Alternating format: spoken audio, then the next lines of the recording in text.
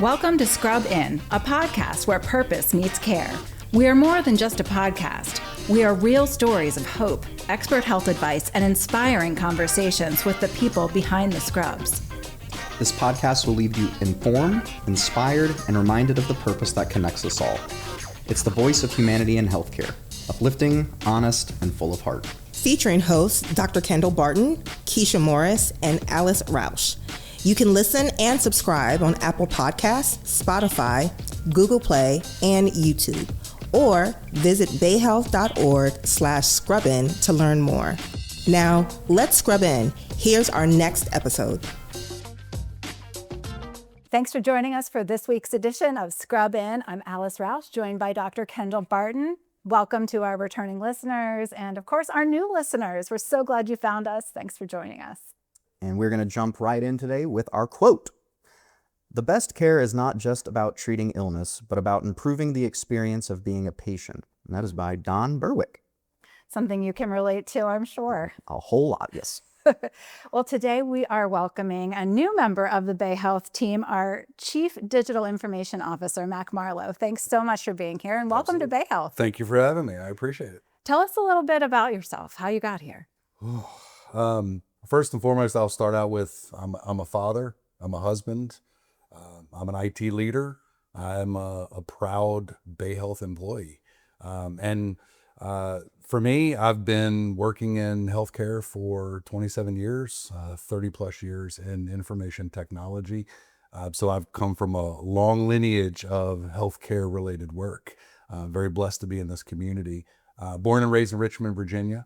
And proud to be back on the East Coast, spend a bit of time in the Dallas-Fort Worth Metroplex, a little bit of time up in Allentown, Pennsylvania, but most of my time has been in the Virginia area. So happy to be a proud Delawarean at this point. So Yes. That's a little bit about me. Happy to dig in as we continue. Awesome. Well, we're happy to have you.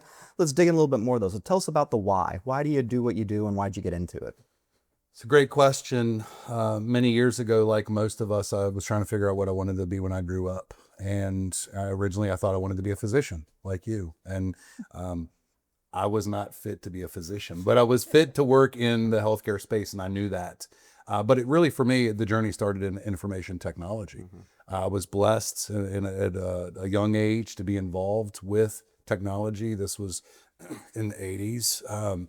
And so I was able to start working with computers. And when I went to college, I thought that, hey, medicine was my thing, but it didn't pan out for me, but computers did. So I had a natural affinity for computers, and it's served me very well ever since.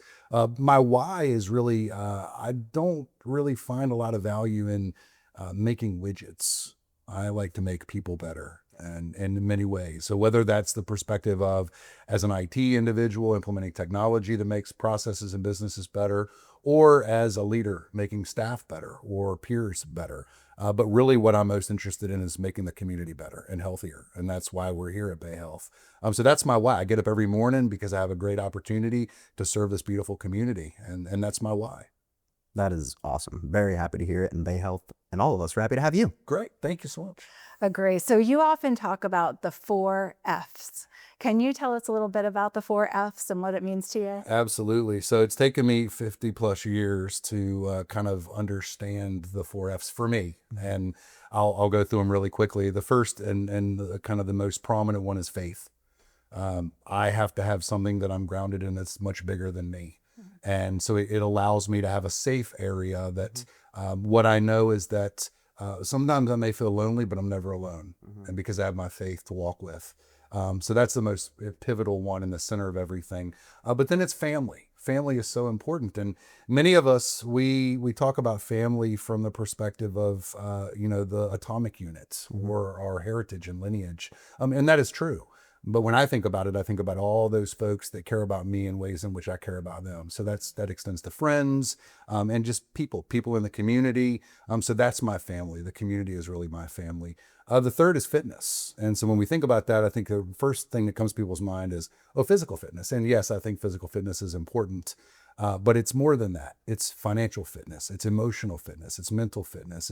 It's all those things that allow us to continue. Without faith, I don't believe we have fitness. Without family and friends and loved ones, I don't believe we have fitness. So fitness is important. And the fourth one is fun. And so if we don't have faith and family and fitness to fall back on, all those pillars and the scaffolding that hold us up, then I don't believe we can have fun. And fun for me is defined as all those memories and moments in time where I can cherish, where I find sometimes large amounts, but sometimes even little amounts of joy. And so that's what I look for every single day. I use all four of the F's to define who I am. So when you asked me earlier who I am, I'm also one that has four F's. Yeah. Which when I say that, sometimes people are like, what do you mean four F's? Because it can have a negative connotation, of course. And they're like, well, what do those words stand for? Yeah. But now you know. Yeah. Faith, family, fitness, and fun. I love that. Thanks for sharing that. I think that's an excellent mantra to live by. Clearly, you're deeply committed to service and community. How does that shape your vision for technology at Bayhealth? And then what message do you want our teams to know about the future that you're building? Yeah, absolutely. So, service is so important. When I think about service, we could service a device or a physical thing, but that's really not what we're talking about. We're talking about the service of others. It's how we help people move from one step to the next. And that's so important. And that can come in so many different sizes, shapes, and colors. But when we're providing those services, we're providing them to our community, the people that are around. And so that ties right into my second F of family, right? So it's about the community. And we have a wonderful community here. It's one of the things that drew me to this organization, to this area. I like the culture of the East Coast. I like Delaware. It's a smaller, cozier, comfier state, but it doesn't mean we're any less mighty, right? And so when you think about technology and what we can do with technology to advance our community, to provide better services, I think about it's really actually less about technology. It's really more about the human-to-human interaction. It's really about the people. And so when we think about the services, what are the services we provide? How do we provide those services? And are they meeting the needs of the community? And so it comes kind of full circle. When I think about technology and how we deliver it at Bayhealth, it can come in a lot of different sizes and shapes. Again, everything from diagnostic imaging to MyChart and how we interact with the community. So all of those are things that we deliver today, but we don't deliver them as well as we can. And we need to modernize and optimize all of the technologies that we have. But at the same time, we have to be intentionally focused on what is essential. Yeah. So we can't do all things for all the time. We have to be selective. And so what I want to make sure is that when we look at the services that we provide to the community, I want to make sure that we're disciplined as an organization to give the communities the right things, the right technologies, the right way. And at the end of the day, continue to keep in mind that we are humans serving humans. So important. And 27 years of healthcare experience is a lot of experience. And I'm sure you've seen a lot of different technologies over the years. Yeah. And also going from a large health system in maybe a bigger state. Everything is big in Texas, right? It is. Keeps getting bigger too. Yes. To Delaware, what kind of innovation can you bring here from your experience? Yeah, it's a great question. When I was in the Texas market, it's a massive market. It really is. And one of the things I was blessed to be a part of is an academic medical center. Yeah. So one of the things you see in an academic medical center is people are asking from an educational perspective, what are those new creative ideas? What are the things that have never been done before? So some of it is about that innovative, creative thinking of let's ask questions to challenge status quo. Yeah. How do we ask about things that have never been created before? Steve Jobs said, think different. Yeah. And I think that's really important when it comes to the application of technology and just really identifying the needs and being creative as far as how we solve them. So I think that's really, at the crux of what I'm thinking about. But I think really for me at Bayhealth, what I'm really excited about is bringing the idea from a large organization of system thinking. We over the years when we grow, we hold on to our myopic ways of doing things in more of a protectionist style. And I do believe we have to protect. Mike Trattina, our CFO, talks about protecting the asset. I think that's really important. We do have to have that protection mode, but we have to do it thinking about the entire system. Yeah. And so that's not necessarily what smaller organizations often think about. They don't think about how we can involve everyone and be inclusive in moving the the work that we do in a material way forward. And so I really think that system thinking, that systemness is really an important piece to bring to the table. So it's not innovative, but it is innovative. It's not technology, but it is technology because it's all encompassing. Yeah. That's awesome. Yeah, I mean, I've seen Bayhealth change so much in the last 5 years as it's become more of an academic teaching hospital.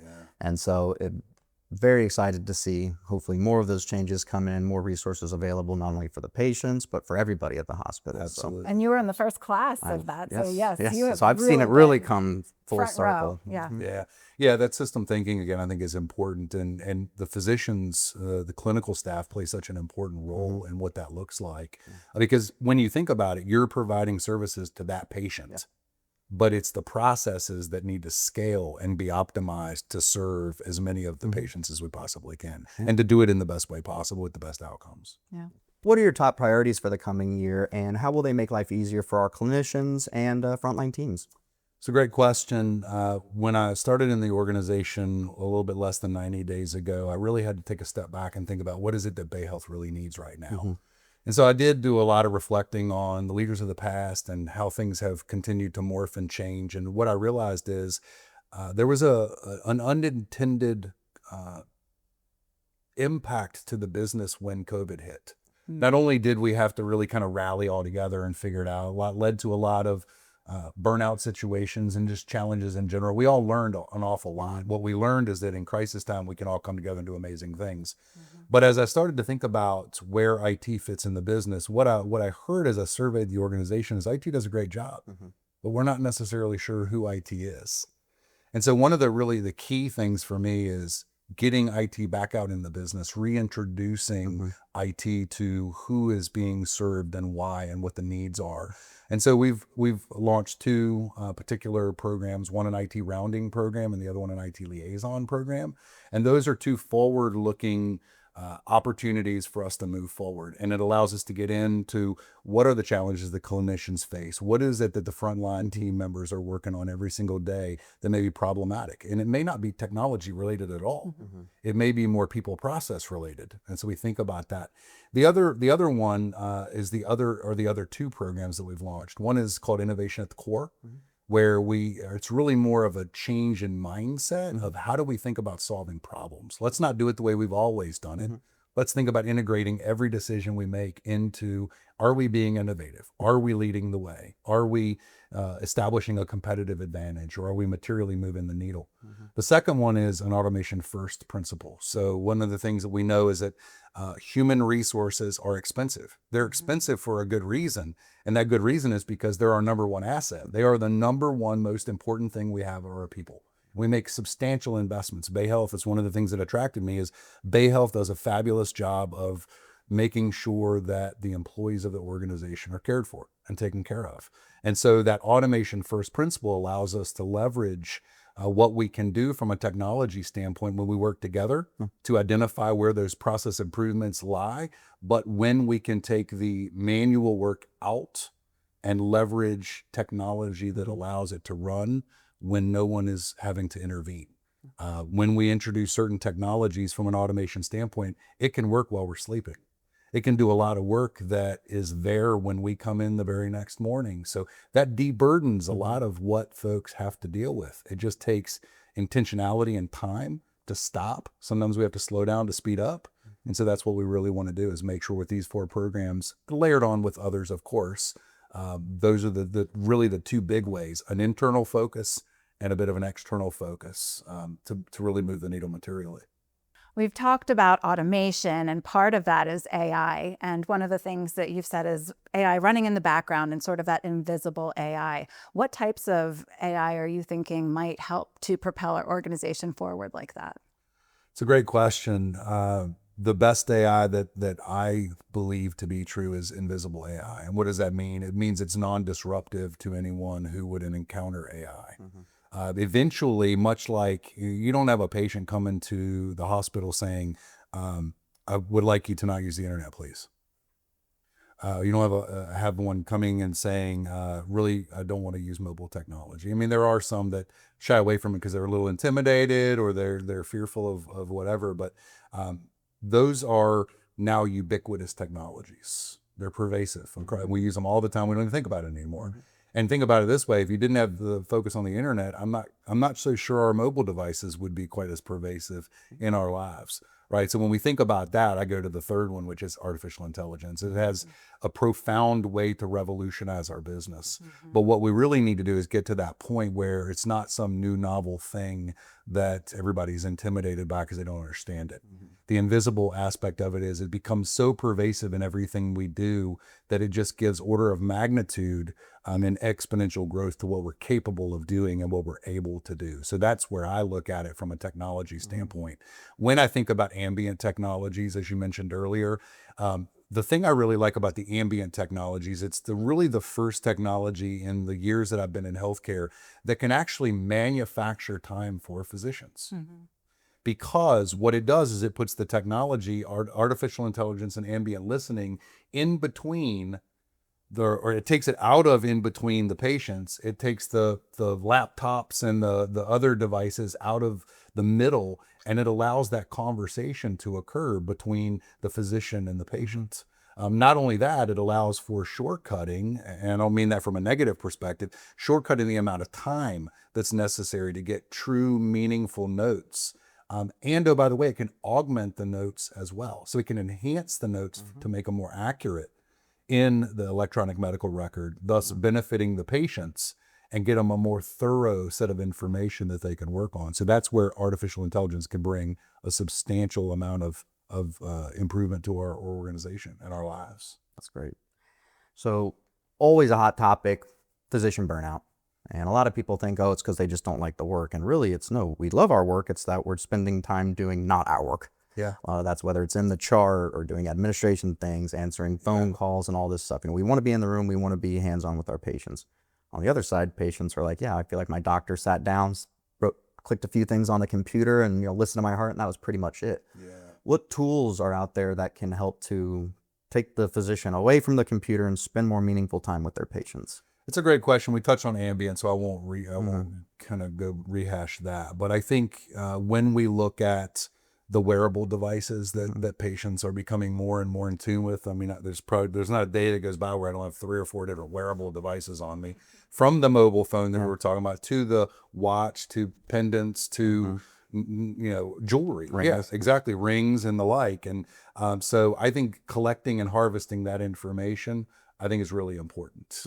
How we receive that information, the mechanisms that we put in place, are still being worked on today, but I think that's one of them, because what that can do is that can get personalized information to the physician, but then we can layer it with technology like artificial intelligence to summarize it, to create pre-visit summaries, if you will, to allow the provider to be able to go in a very intelligent and thoughtful way, instead of having to read pages and pages and novels of information that's already summarized for them.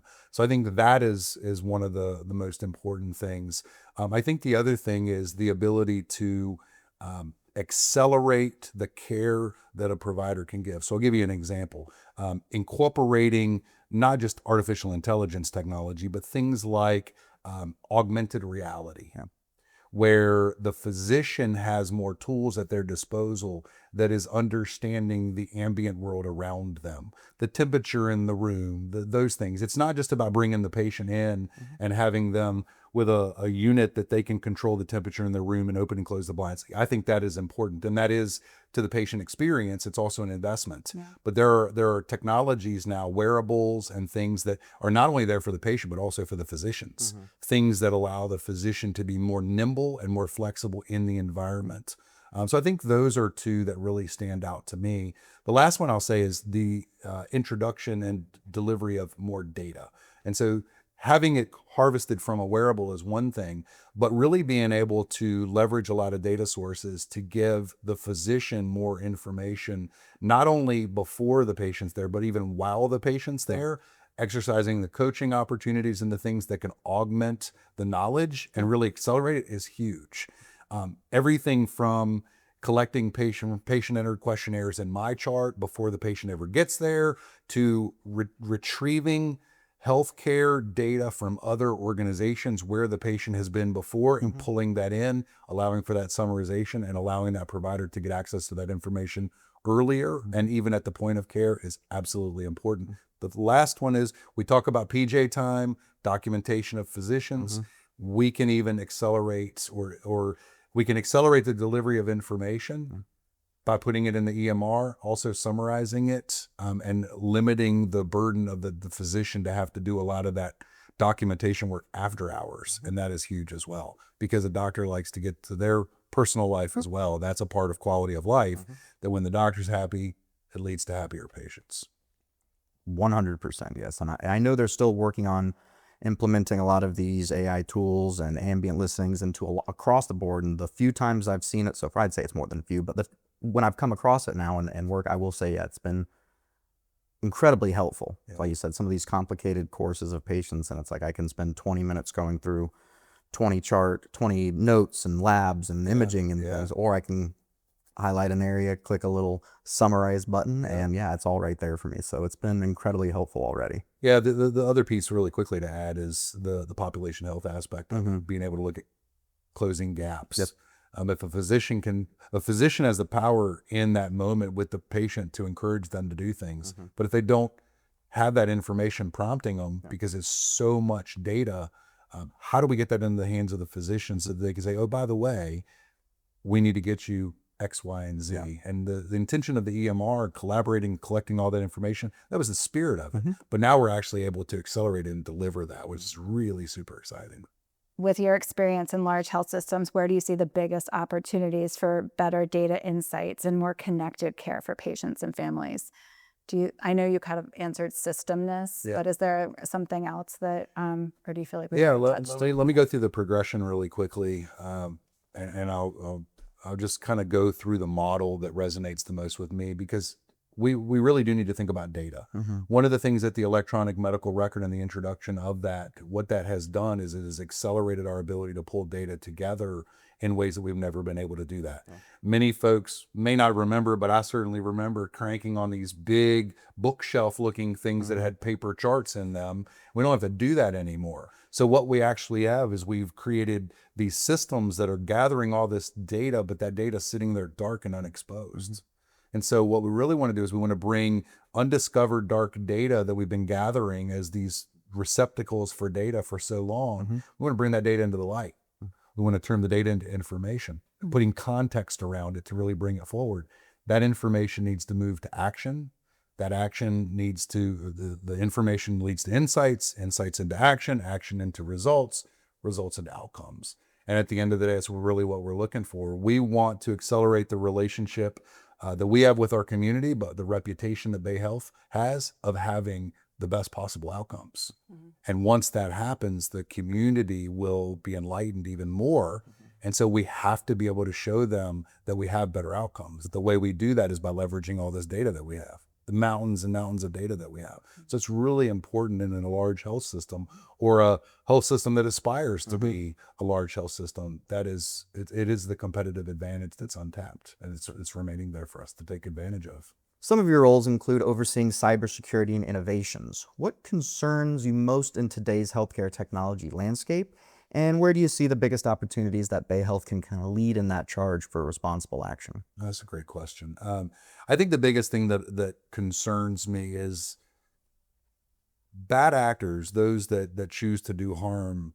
They have all the time in the world to do what they're doing. And they intentionally know where they're going, and we don't always know where they're going. So it's an important piece of detecting what is going on before something negative happens. And so we have to constantly watch. I was in the military, I was in the Army. As we would say, we have to watch our six constantly. It's the things behind us that we don't know.